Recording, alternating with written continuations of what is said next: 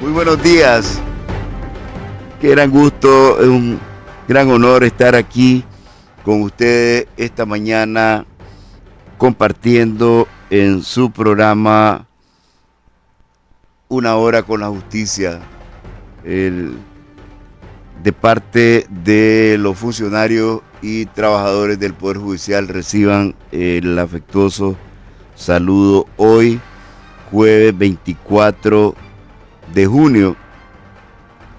Estamos transmitiendo este programa como todos los jueves a través de las frecuencias en Managua de Radio La Primerísima 91.7 FM, Radio El Pensamiento 880 AM, Radio Nicaragua 620 AM, Radio San Cristóbal para el occidente del país 104.1 FM en Bilwi, Puerto Cabezas, capital del Caribe Norte, nos retransmite Radio Bilwi Estéreo y Radio La Porteñísima, y en Bluefields, capital del Caribe Sur, nos retransmite Radio Bluefields Estéreo.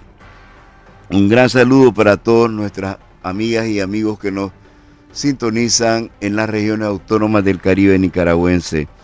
En internet nos encuentran en el sitio web del Poder Judicial de Nicaragua, en el sitio web de Radio La Primerísima y en el sitio web managuartv.com, el sitio web de nuestro amigo y colega, que descanse en paz, Abel Carrero Reyes. Bueno, también, y por supuesto a través de nuestra línea de Facebook Live, Complejo Judicial Central Managua. Aquí estamos para servirle como siempre. Le saluda Roberto Larios Meléndez, soy el director de comunicación del Poder Judicial. Esta mañana no podrá acompañarnos la doctora María Amanda Castellón Tiffer, ha pedido que la disculpen, tiene una importante cita médica y esperamos que todo le salga bien a la doctora Castellón, verdad que lamenta no poder estar con nosotros esta mañana, que vamos a compartir con el doctor José Ramón Barberena Ramírez. Él es el juez cuarto de Distrito de Familia. Vamos a continuar algunos temas que quedaron pendientes de la comparecencia que tuvo con la doctora María José Arauz aquí el jueves pasado, y también queremos abordar con él un poco sobre el concepto de la paternidad responsable en el Código de Familia. En las leyes de familia, la paternidad responsable, a propósito de la celebración ayer del Día del Padre en Nicaragua. Queremos compartir un poco e interactuar con ustedes también, ¿verdad? Queremos escuchar sus comentarios sobre la importancia de este tema. Yo tengo mis propias opiniones sobre el Día del Padre, más allá de lo estrictamente jurídico. También vamos a compartir esas opiniones aquí, y antes de entrar en materia sobre este tema, porque estamos arrancando directo y nos vamos sin noticias del Poder Judicial, porque el doctor Barberena tiene que estar temprano en el Tribunal de Familia para continuar con las audiencias, y entonces vamos a tener que cerrar a las 9 en punto de la mañana para que el doctor pueda llegar a tiempo a su audiencia. Antes de entrar en materia, quiero felicitar a todas las personas, nuestros amigos y amigos que llevan el nombre de Juan.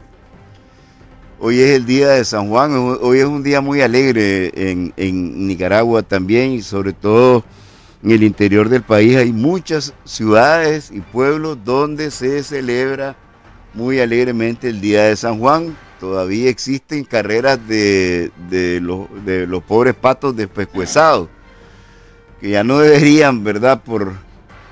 Pero existen todavía, y también carreras de caballos, y hay muchas formas. Pues de esta manera estamos felicitando a todos los Juanes y las Juanas que en el Poder Judicial pues, trabajan en esta noble tarea de administrar justicia, especialmente para la doctora Juana Méndez Pérez, magistrada de la Corte Suprema de Justicia, Juan Corea, Juan Sevilla, Juan Carlos Girón. Hay tantos Juanes que saludar. También quiero saludar a las personas que desde muy temprano nos están sintonizando a través de la red social, como Nick Peralta, Emilio Díaz, Joaquín Saborío, Juan Hidalgo, a la licenciada Miriam Fernández, a la doctora Luz Miriam Montenegro Úbeda, creo que es desde Nindirí, donde ella se nos reporta, así es. A todos les deseamos un gran día y esperamos que este rato que vamos a compartir también a Erika, a la doctora Erika Gaitán desde Palacahuina, también al compañero que nos sintoniza desde el Juzgado de San Ramón, Matagalpa, a César Ruiz, Conio Campo. También quiero saludar a los que siempre nos honran con su sintonía, como don Miguel González y doña Zoila Murillo, en la Colonia Héroes y Mártires del Bucay, en la Corte Suprema de Justicia, Aldrin Payán, Omar Acevedo, a la doctora Auralila Blandón, que sabemos también siempre que está pendiente, a todas las personas que nos sintonizan en todos los complejos judiciales del país, a las compañeras y compañeros que nos sintonizan en la Dirección de Resolución Alterna de Conflictos, DIRAC, en la Defensoría Pública y en las diversas dependencias. Tenemos una participación, Enrique. Bueno, vamos a entrar con la participación, pues, para darle la palabra al doctor Barberena. Adelante, díganos su nombre y de dónde nos llama. Buenos días. Mi nombre es Jaime Trujillo y solamente estaba llamando para felicitar a la doctora Johanna Velázquez, que está de cumpleaños el día de hoy, de parte también de todos sus compañeros de trabajo. Ella es una de las asesoras del doctor Rodríguez. Muchas gracias. Bueno. Bueno, unimos a las felicitaciones, ¿verdad? Por supuesto, muchas gracias por llamar. Bien, buenos días, doctor. Buenos días. No sé si tal vez convendría cerrar, antes de entrar para la parte de la paternidad responsable, cerrar un poco el tema de la representación legal o recapitular, pues tal vez vea unos minutos para recapitular en qué quedamos, cuál es la forma correcta de ejercer la representación legal en los procesos de familia, doctor. Bien, buenos días, muchísimas gracias por invitarme para continuar con este tema que está muy ligado a lo que es la actividad procesal en los juicios de familia. Bueno, en el programa anterior nosotros hablamos de la representación legal y en alguna medida limitamos el ejercicio de la representación legal a través de la vía contractual, que fue la figura de los mandatos, y aquí quería resaltar pues la importancia que tiene para los litigantes la elaboración de esos poderes de distinta índole, llámese especialísimo, especial, general judicial, para efectos de que estos puedan tener un efectivo valor en los procesos. Porque a veces, como comentaba en el programa anterior, nos encontramos con poderes defectuosos que limitan el ejercicio de la representación de las abogadas y los abogados, pero que sin embargo los jueces tenemos que ser respetuosos en cuanto a esta figura jurídica. ¿Por qué? Porque todo mandato tiene obligaciones generales y tiene responsabilidades generales que no pueden ser obviadas. Las que sí hay que ponerle bastante atención es a las facultades especiales que regula el 3357 del Código Civil y que, de no estar incorporados en el poder, efectivamente la autoridad judicial puede prohibir el ejercicio por falta de facultades. Pero además de ese tipo de representación, es importante recalcar que el artículo 21 del Código de Familia, que nos habla de la capacidad jurídica plena, que esta capacidad jurídica plena rige para todas las disciplinas del derecho, no solamente en materia familiar, porque dice que se tiene capacidad jurídica plena con facultades de uno poder decidir sobre su persona y sobre sus bienes de manera autónoma. ¿Qué quiere decir esto? Que cuando yo adquiero por la ley esta capacidad jurídica plena, yo no tengo por qué andarle pidiendo permiso a nadie para hacer mi acto jurídico.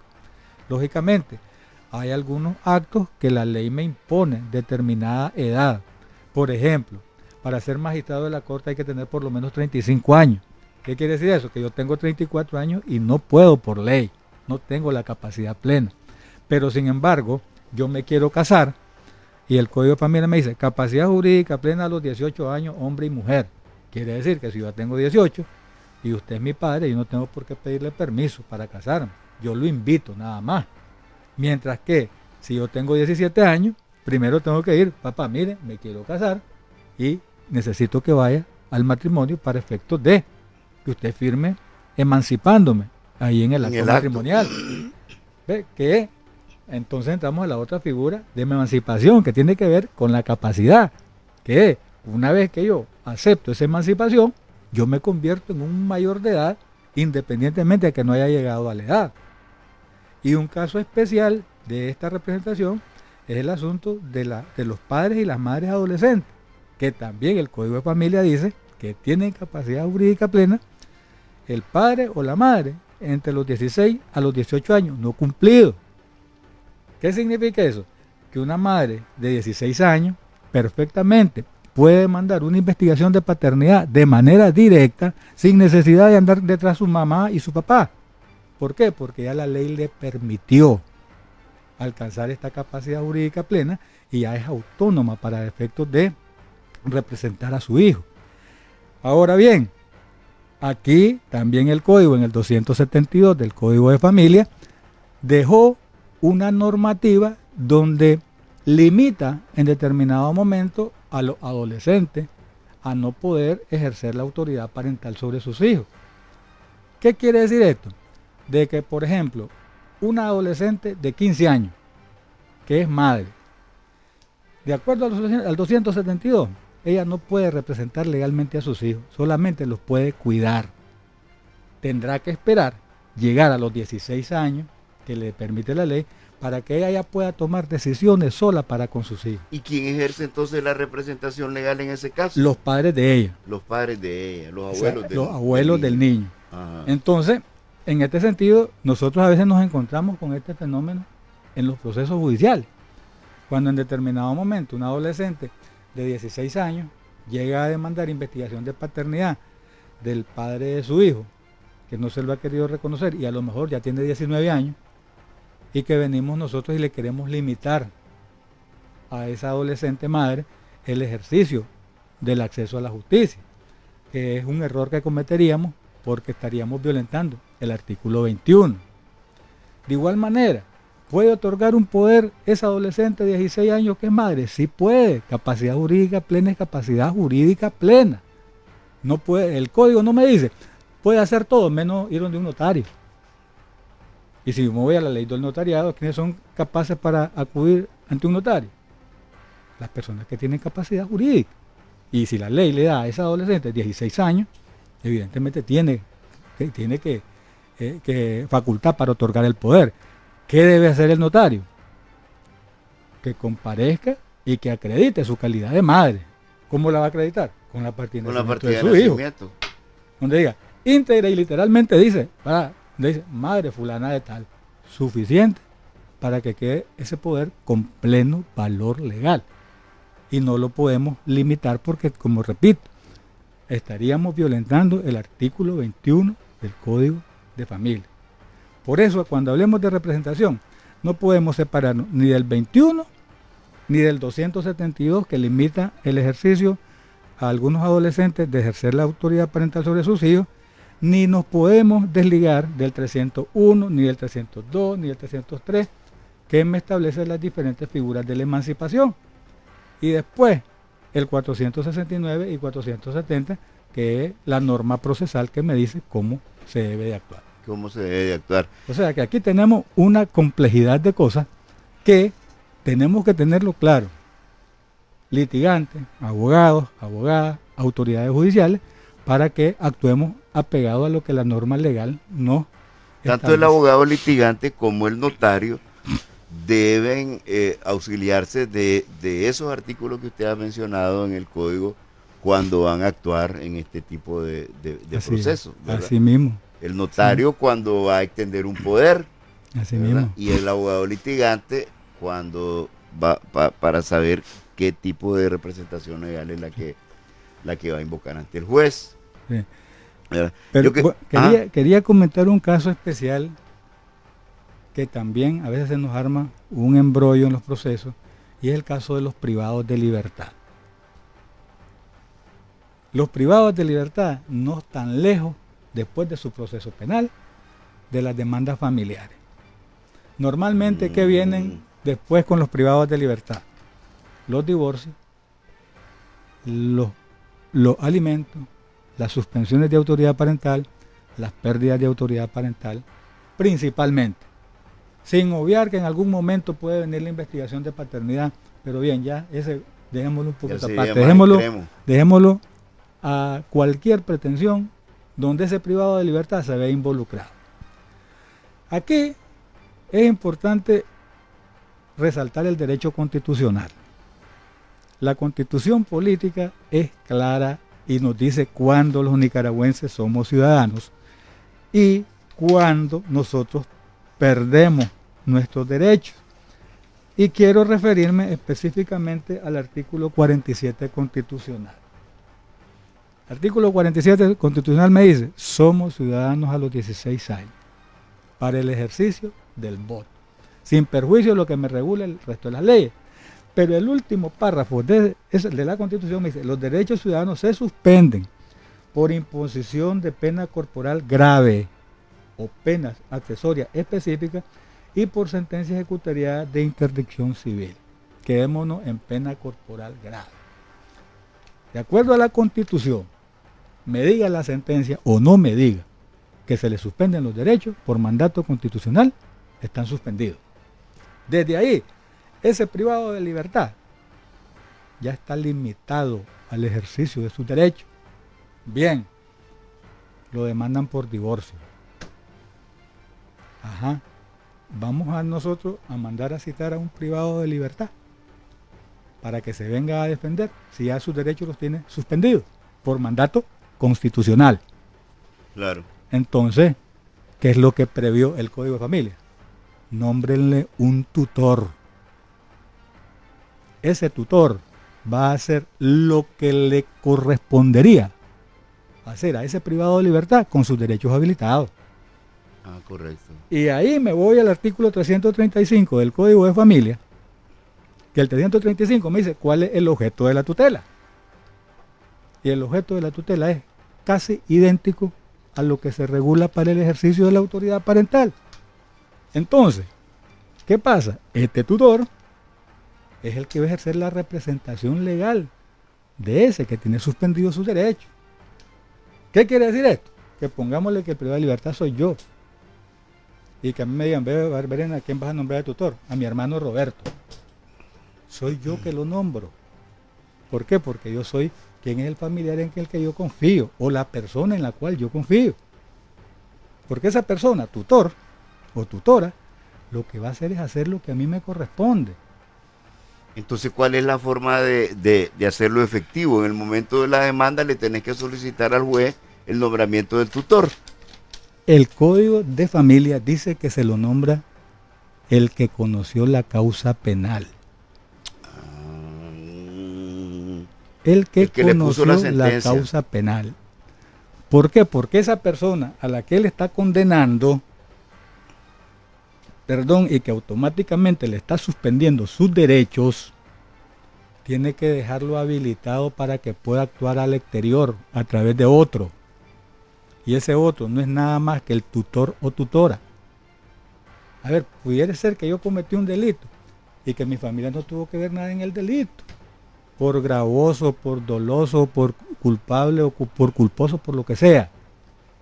Y que entonces yo diga, voy a nombrar como tutor a mi esposa. Y lo nombro yo. Ah, ¿qué pasa? Me va a demandar por X cosa cualquier persona. Me demanda mi representado por el tutor, que es el que va a hacer las veces que me corresponde a mí. Lógicamente, ese tutor, si yo tengo mi casa y hay que venderla para lo que sea, ese tutor tiene que ir donde la autoridad judicial a solicitar la autorización para que se venda. Porque también el tutor no es que puede hacer lo que le dé su regaladísima gana. Ese tutor tiene sus limitaciones. Y la principal función de todo tutor, en el caso de los incapaces, ¿qué es? Es cuidarlo. Esa es la principal función. Pero a veces en la práctica se confunde que es más bien los bienes. Y se les olvida que la pastilla es a las 8 y la otra a las 12 y la otra a las 3. Pero su principal responsabilidad es esa. Del privado de libertad. Del privado de libertad es su representación legal. Porque estando alguien privado de libertad pueden ocurrir varias cosas. Alguien que se te quiere ir arriba con los bienes. Puede ser que alguien te quiera hacer un daño al resto de tu familia. Puede ser que tengas alguna deuda pendiente, a lo mejor con un banco. O alguien que te deba. Vámonos a los otros extremos. Alguien que te administre algún bien. Exacto. Entonces ahí está el rol del tutor. Y es donde tenemos que ser bien objetivos y leer el 335 del Código de Familia, que nos habla de manera precisa sobre el objeto de la tutela. El 335. Regresemos un poquito atrás a la Constitución. Estábamos en las penas gravosas. Sí. ¿Cuáles son las otras? Las otras. Bueno, dicen que las penas gravosas son las que son de más de 5 años. Correcto. Quiere decir que si me condenan a 6, automáticamente ya perdí mi derecho a través del mandato constitucional, porque dice pena corporal grave. Y si más de 5 años está en pena corporal grave, ya estamos limitados en el ejercicio. Y aclaro algo, sí, no soy especialista en derecho penal, eso es lo que me sé en la generalidad. Si algún penalista tiene la información exacta, que nos la diga para aprenderla y compartirla. Pero estoy claro que es a partir de 5 años a más, la pena corporal grave. Entonces, en este sentido, pues el privado de libertad pues tiene sus derechos suspendidos. Ahora, hay otros que tienen, la pena es menor de los 5 años. Entonces, si la sentencia dice se le suspenden sus derechos, también los tiene suspendidos. ¿Qué pasa cuando un privado de libertad es demandado de alimentos? Y no sé qué va a decidir el juez ahí, si se supone que el privado de libertad no tiene manera de obtener ingresos. Hay varios escenarios que se pueden presentar. Ajá. Puede presentarse el Roberto Larios, que no tiene nada más que estar dentro de los 4 barrotes. Puede ser que sea el José Ramón Barberena, que es dueño de la pulpería, o que tiene un taxi, o que tiene una ruta de bus, O una caponera. o una caponera, para que hablemos de cosas sencillas. Entonces, ese evidentemente está privado de libertad por lo que hizo, o no quiere decir que no tenga una capacidad económica. ¿Me explico? Entonces, Claro. hay que valorar si ese privado de libertad efectivamente no recibe ninguna remuneración. Yo recuerdo que hace como unos 7 años tuve una experiencia de un privado de libertad que estaba haciendo algo así como su servicio en el hospital alemán y recibía simbólicamente una remuneración. Y él dijo, sí, a mí me dan tanto. Ya no recuerdo, pero recibí algo. Entonces, de ahí de esa remuneración se tasó una pensión de alimentos porque era su capacidad económica. Pudiera ser que no tenga nada, no trabaje en el penal, no reciba ninguna remuneración, etcétera, etcétera. Entonces me voy al Código de Familia. El Código de Familia dice que se puede demandar a los parientes. Pero hay que acreditar algo, que se encuentran en estado de necesidad o desamparo. O sea, yo padre El que reclama los alimentos.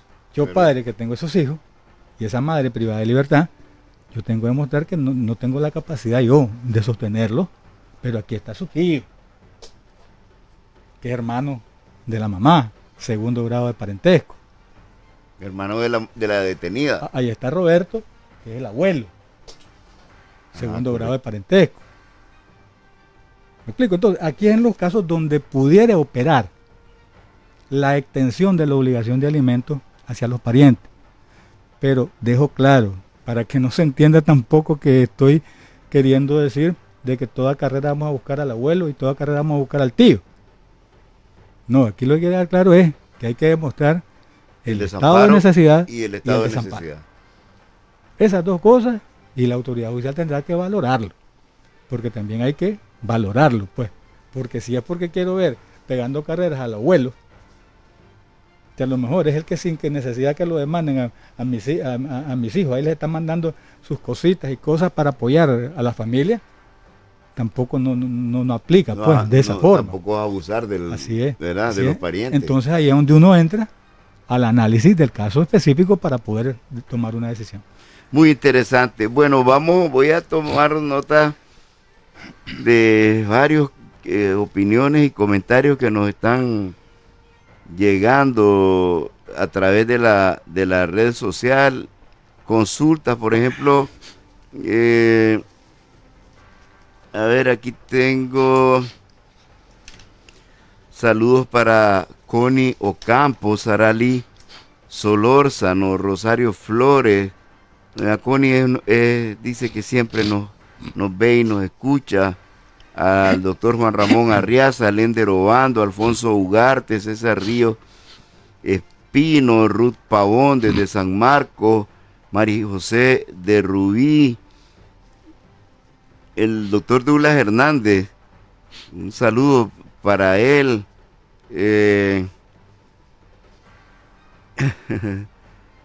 Juan Ramón Arriaza se saluda solo.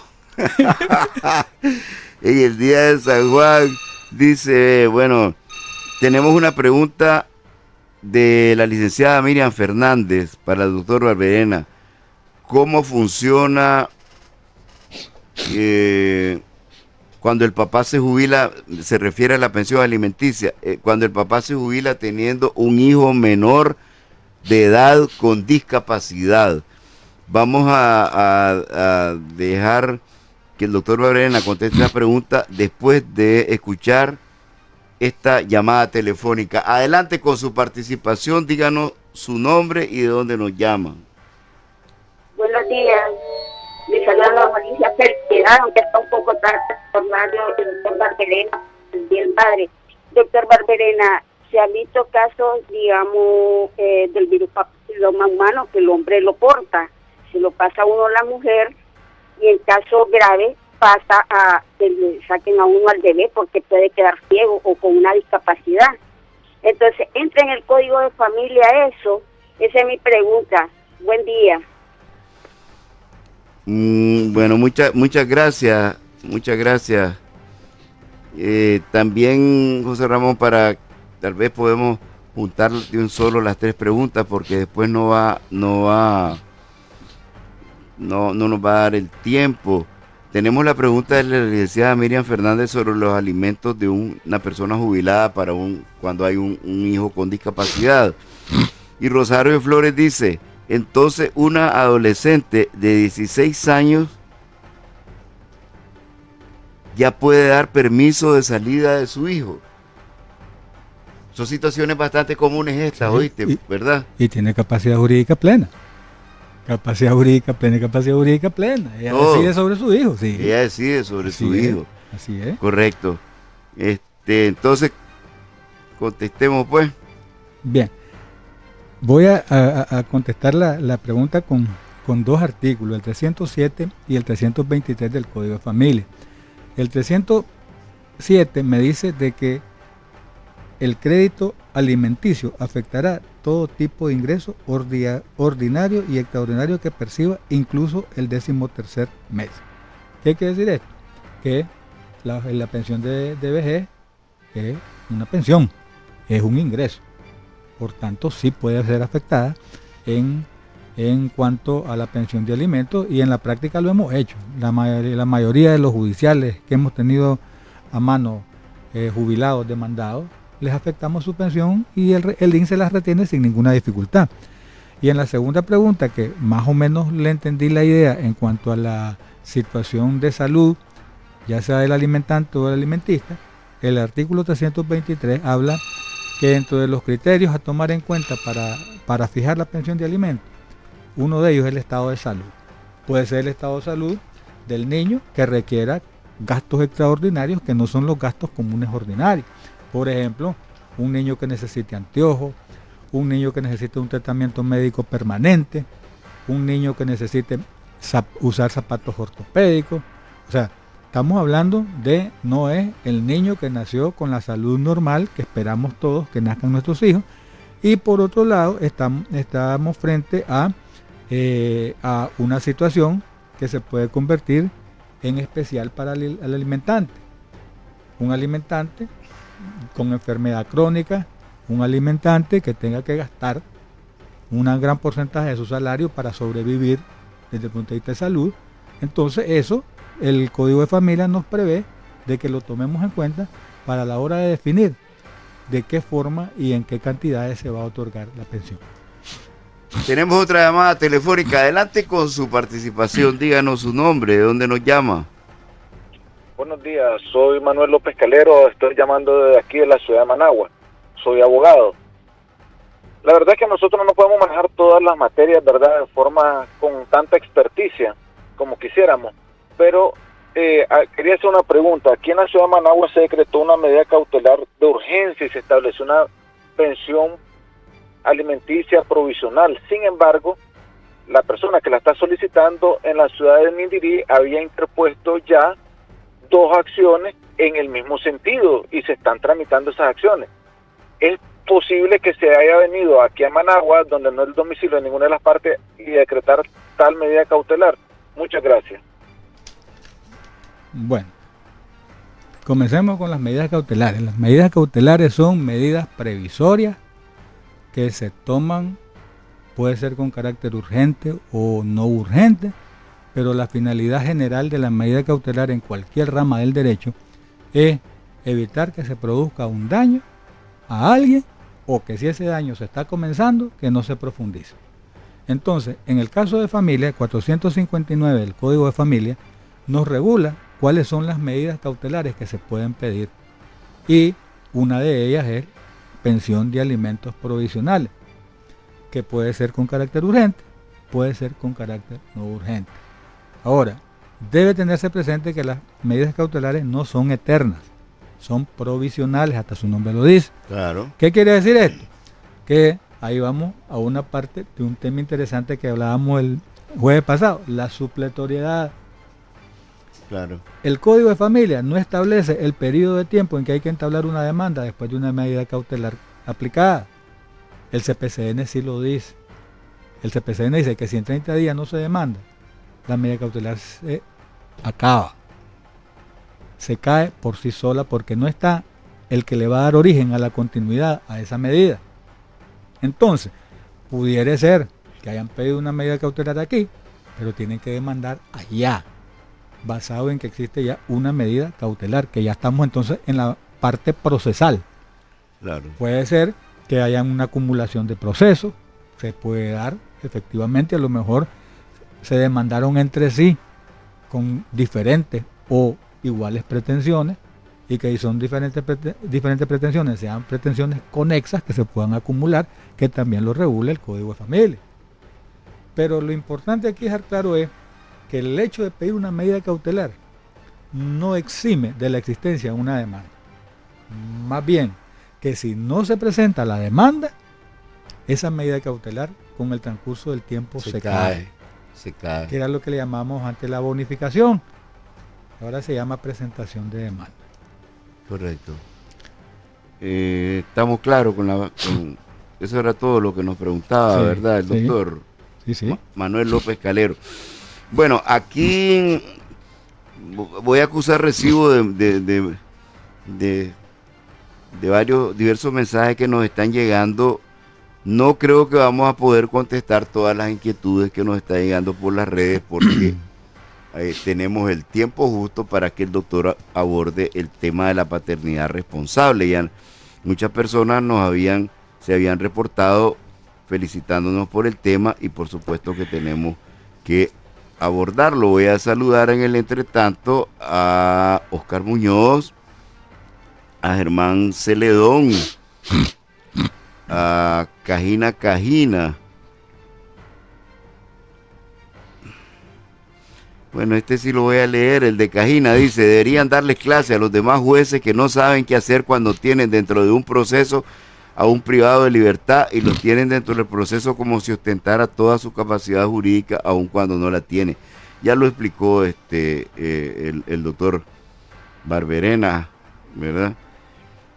Vamos a saludar a Yubelka Pérez, a Sergio Cabrales en Chinandega, Carlos Gómez, María Auxiliadora Narváez en Bello Horizonte, a la doctora Sandra Franco en El Viejo, Chinandega. Saludos, doctora, felicitaciones.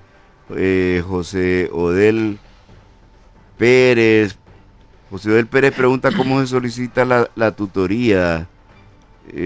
Auxiliadora Páramo, Katy Mendoza, Kev Dalwaiziga, a don Pablo Antonio Gámez Barrantes, Mary Jarquín, Aida González, Juan Gabriel Osorio, a Juan Carlos Latino, Vladimir Montenegro, Tamara Lacayo, José Vázquez, Noelia González, el psicólogo terapeuta Giselle Polanco, Guadalupe Castañeda, Tamara Lacayo, el doctor Luis Miguel Benavides, como siempre reportándose. Gracias, doctor. A doña Raquel Gutiérrez, que se reporta desde Naples, en el estado de la Florida. A Nidia Fariñas. Pregunta bajo qué artículo se puede solicitar, un padre puede solicitar la prueba del ADN. Bueno, a Isidro Quintana, un abrazo, Isidro, espero que ya esté por concluir tus estudios y suerte, muchacho, que te vaya muy bien. A Daniel Pérez Reyes,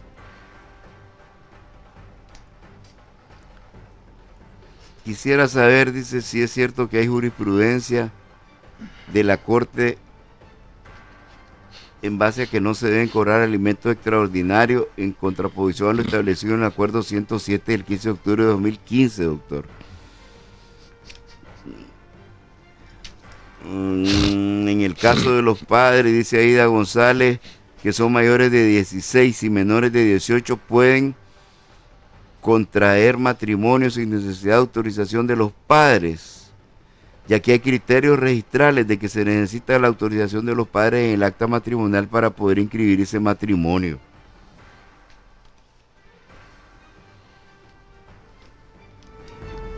Bueno, vamos a detenernos ahí, ¿verdad? Porque, como les dije, ahí nos van a disputar. No sé si quieres comentar algunas de las cosas que preguntaron ahí. Bueno, voy a comenzar con la última.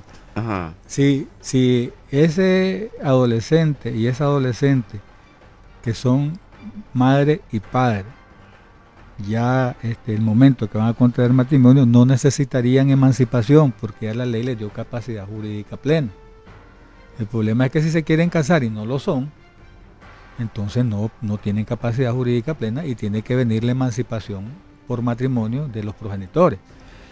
Ahora, en una de las preguntas que se abordó, que fue la más amplia, acerca de la situación del cómo se solicita el nombramiento de tutor, va a depender del tipo de tutor, porque puede ser un tutor testamentario.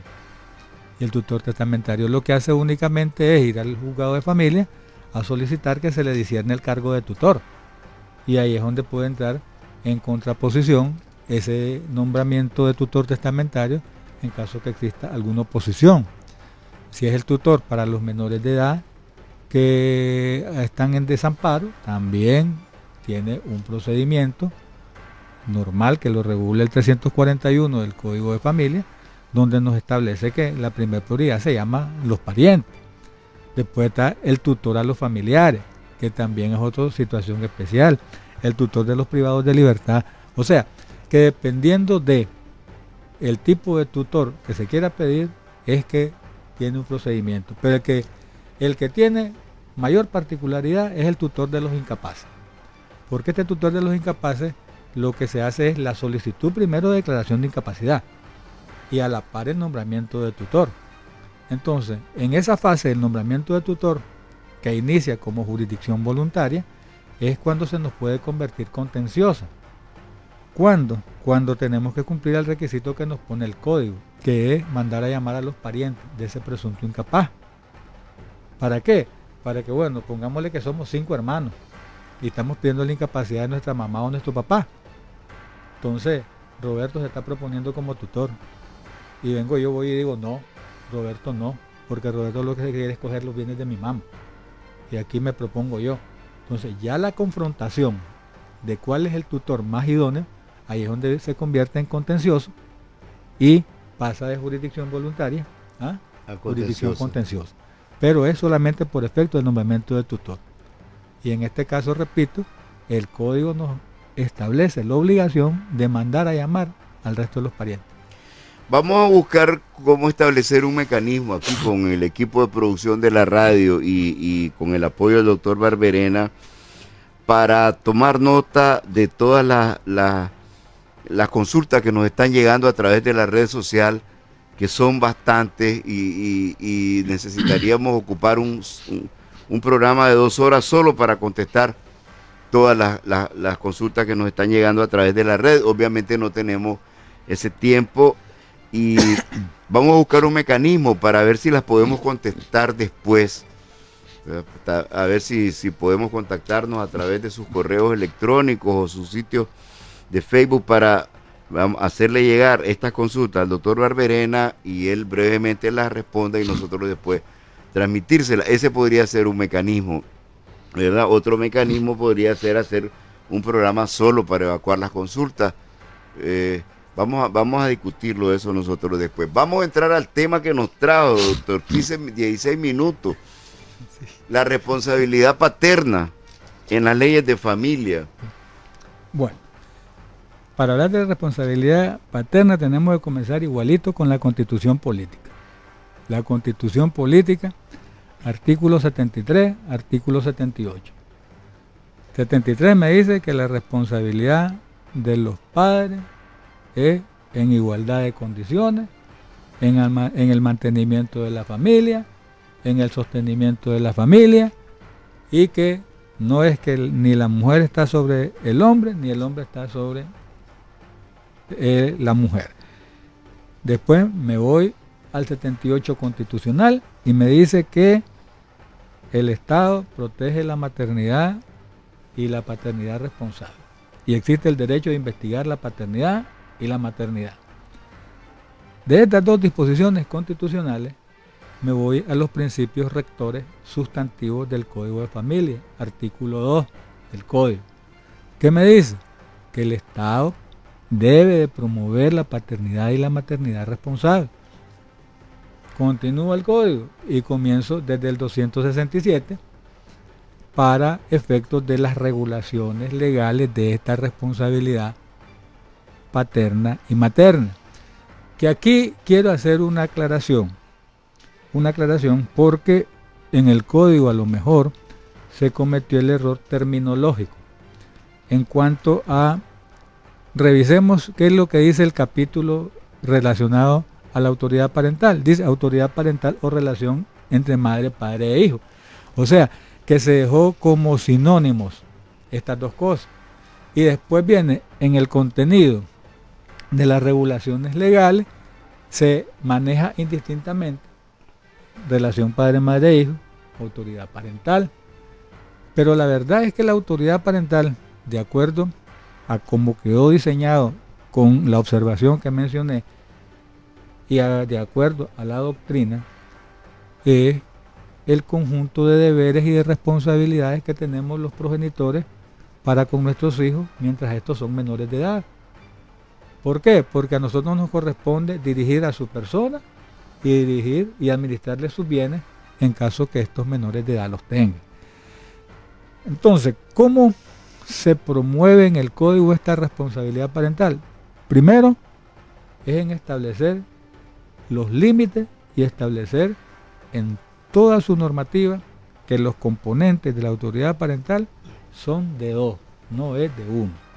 De uno va a ser cuando no esté reconocido, pero es de dos, tanto para el ejercicio. ¿Cómo cuando no está reconocido? Por ejemplo, un niño que solo su mamá lo inscribió con su apellido y el papá duda de la paternidad o no quiso la mamá declarar la paternidad.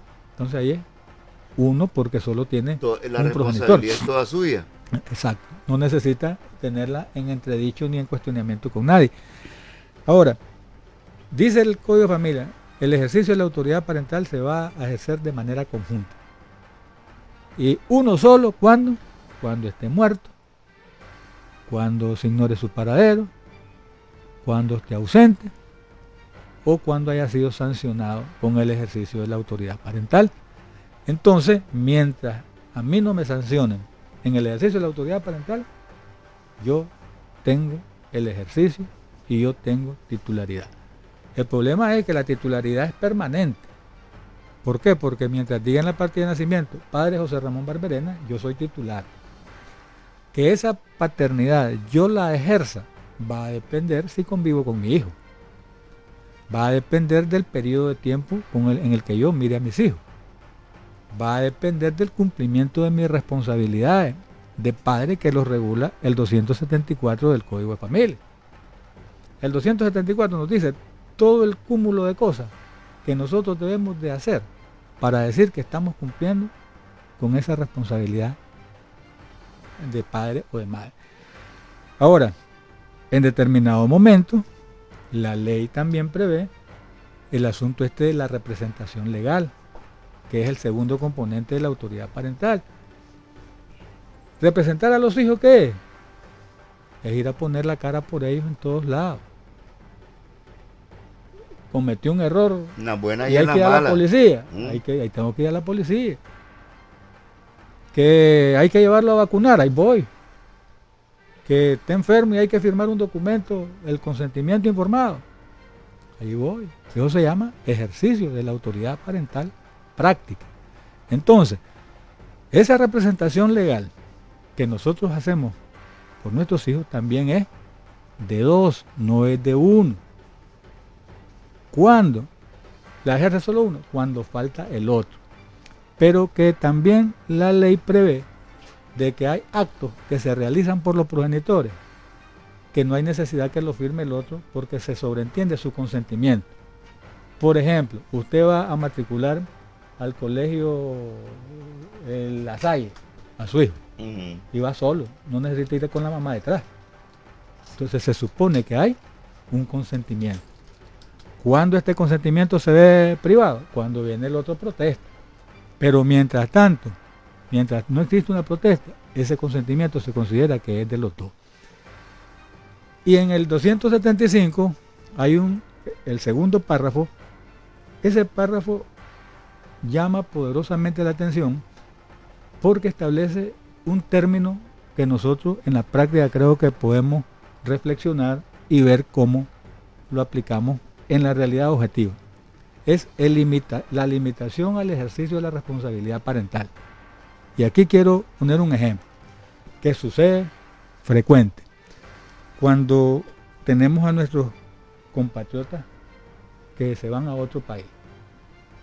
Se van a otro país con el ánimo de mejorar sus condiciones de vida y trasladar de residencia en un futuro, etc.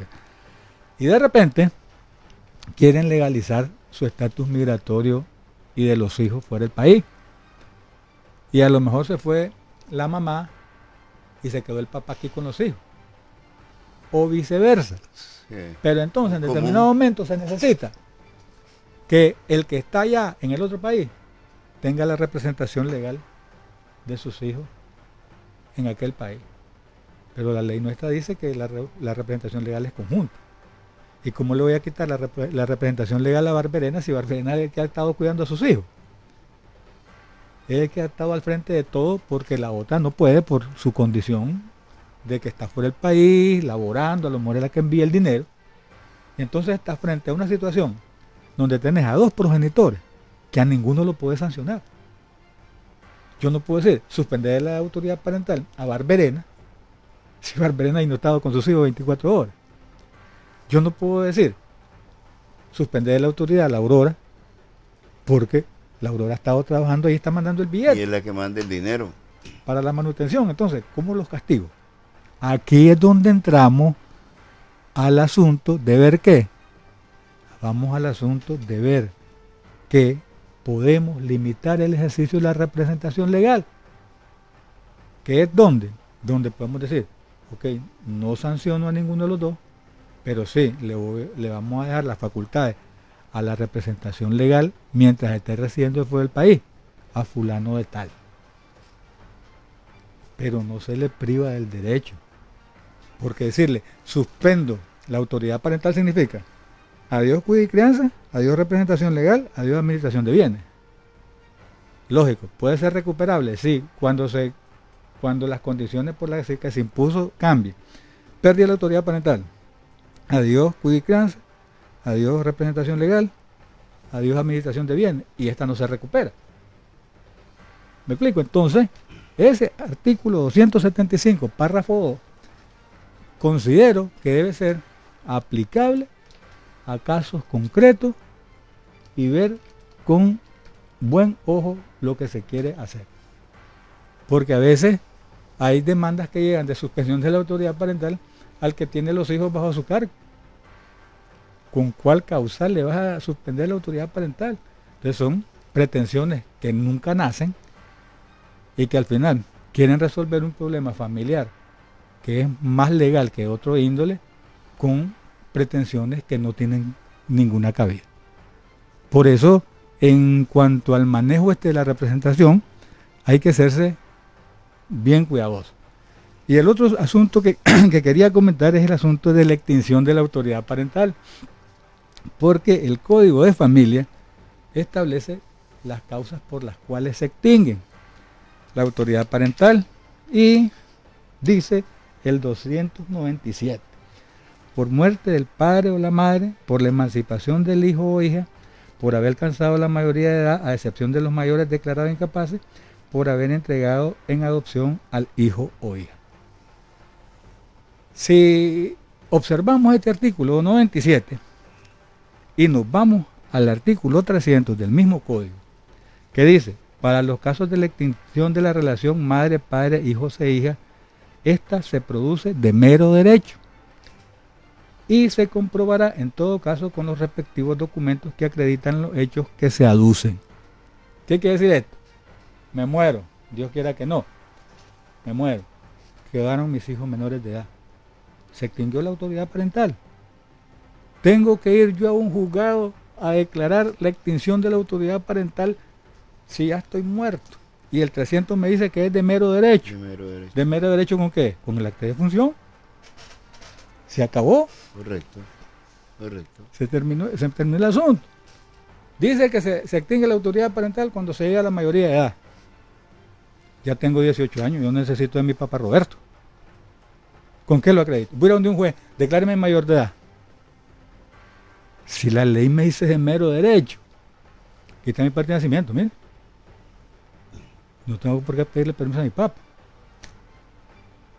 Entonces, en la extinción hay que también tener ese cuidado, porque en mi opinión no es necesario hacer un proceso judicial, sino que comparecer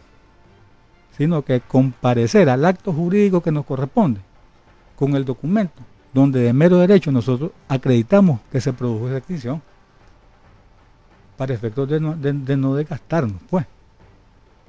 Porque el artículo 300 yo lo veo más que claro, de mero derecho. Que a lo mejor se necesita una sentencia declarativa para un caso súper especial.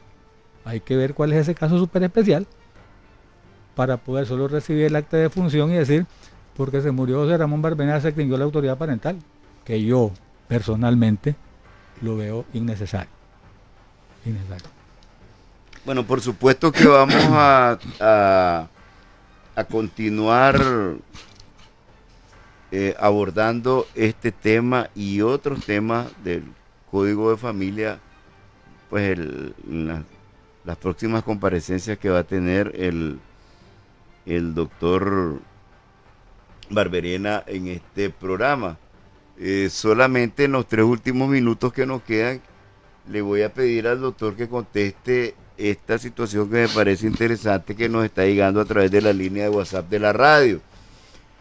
Dice: mi hija tuvo una relación de 2 años, en esos 2 años el hombre se fue, ella quedó embarazada, el hombre se fue, él regresó por la niña, pero cuando la niña tenía 9 meses, se fue porque no quería apoyar en el cuidado de la niña, hacerle sus cosas. Los dos trabajan y al final yo la quedé cuidando, o sea, está hablando la abuela, ¿verdad? Él ayuda un poco en su alimento, mi hija es profesional y le garantiza todo, pero él la vive amenazando que se la va a quitar. La niña ahora tiene 11 meses y todavía es amamantada. Él se la puede llevar porque su familia le dice que se la quite y ellos le van a dar todo.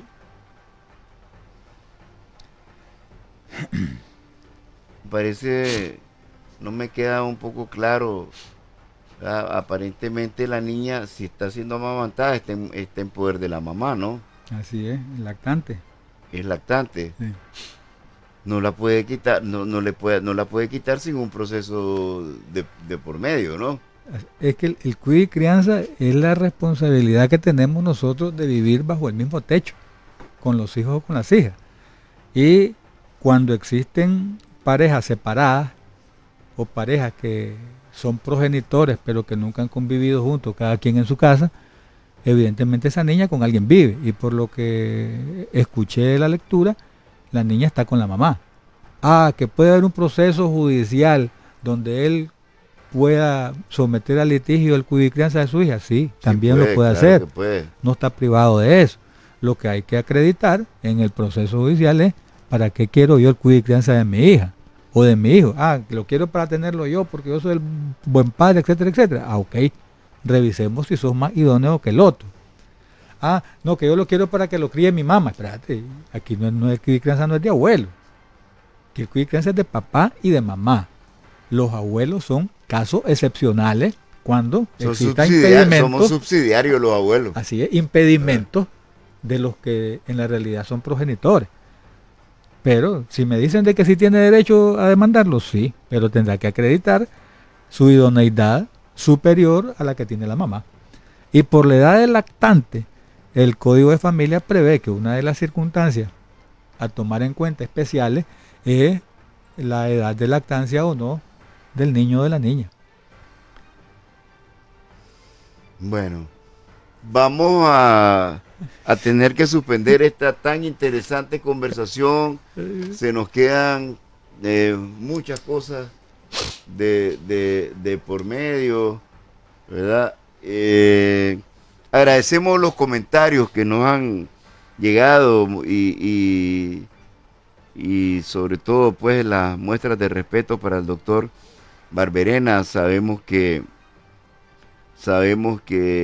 él domina muy bien la materia y ese es el propósito, pues por eso lo traemos, para compartir un poco. Lástima que está un poco él apurado con el tiempo. Como dije, asumo el compromiso de evacuar las consultas que no pudimos contestar. Vamos a ver de qué manera lo hacemos, pero me parece muy interesante el balance que hace el doctor sobre la responsabilidad parental como una obligación compartida, una responsabilidad compartida, porque muchas veces se confunden las cosas y se cree pues como que las leyes someten solo al padre, ¿verdad? Y inclusive se comenta mucho en las conversaciones entre las personas, en eso como que los padres vivimos amenazados, ¿verdad? Y realmente que no es así, ¿verdad? Se trata de algo compartido. Vamos a seguir conversando este y otro tema, y otros temas de familia en otros programas sucesivos. Por el momento eso va a ser todo. Les agradecemos su participación y los esperamos el próximo jueves aquí en su programa Una Hora con la Justicia. Que tengan un buen día.